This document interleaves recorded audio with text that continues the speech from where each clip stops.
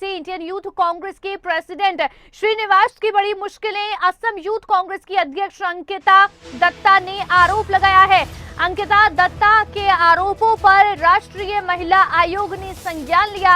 Youth Congress के नेता वर्धन यादव की भी बड़ी मुश्किलें। गुरुग्राम जिले से हैं वर्धन यादव। गुरुग्राम नगर निगम में मेयर पद के लिए कांग्रेस टिकट के दावेदार हैं।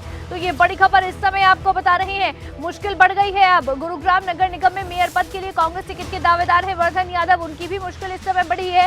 और इसके साथ ही साथ आपको बता दें कि असम यूथ कांग्रेस की अध्यक्ष अंकिता दत्ता ने दरअसल आरोप लगाए हैं, जिसके ऊपर अब संज्ञान लिया गया है। हमारे साथ इस समय अनिल मोर हमारे संवाददाता फोन लाइन पर जुड़ गए हैं। अनिल, क्या और जानकारी है खबर पर?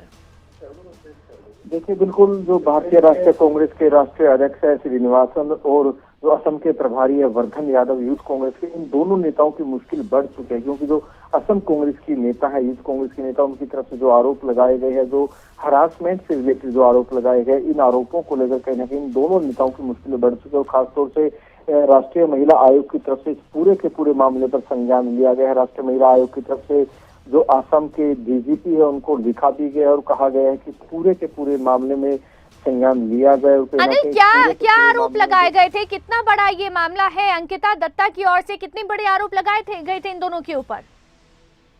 देखिए, अंकिता की तरफ से जो आरोप लगाए गए हैं, क्योंकि अंकिता जो असम यूथ कांग्रेस की अध्यक्ष थी, उनकी तरफ से कहीं ना कहीं हरासमेंट से संबंधित कहीं ना कहीं बड़े आरोप इन दोनों नेताओं के ऊपर लगाए गए थे।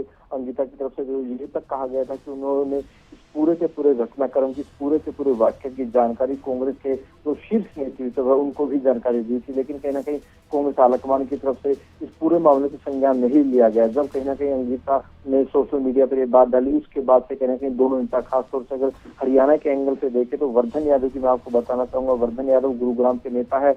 बादशाहपुर से वो विधानसभा टिकट के इच्छुक है। इसके अलावा नगर निगम गुरुग्राम की वो टिकट चाह रहे थे। अब लेकिन जो आरोप लगाए गए, और खासतौर से जैसे मैंने बताया कि राष्ट्रीय महिला आयोग की तरफ से जो डीजीपी आसाम को लिखा गया, कहा गया कि पूरे के पूरे मामले में संज्ञान लिया जाए और जो आरोप लगाए गए इन आरोपों की फेयर जांच होनी चाहिए, ये बात राष्ट्रीय महिला आयोग की तरफ से कही गई है। लेकिन इस पूरे घटनाक्रम के बाद कहीं ना कहीं बीजेपी के नेता भी कांग्रेस के नेताओं पर हमलावर है। और कहीं ना कहीं दोनों नेताओं की, श्रीनिवासन की और वर्धन यादव की, दोनों नेताओं की कहीं ना कहीं मुश्किलें बढ़ गई है। ठीक, बहुत शुक्रिया अनिल मोर तमाम जानकारी देने के लिए। तो दोनों की ही मुश्किलें इस समय बढ़ती हुई नजर आ रही हैं, क्योंकि अब इस पूरे मामले पर संज्ञान ले लिया गया है।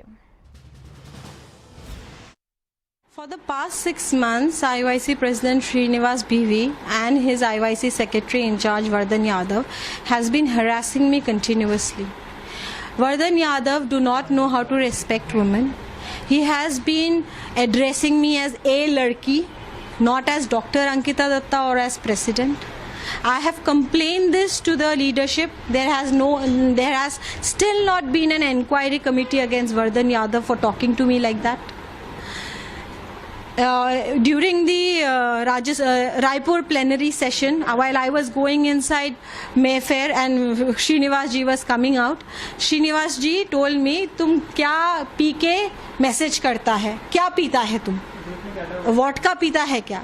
I was appalled that as IYC president is talking to a female state president like that.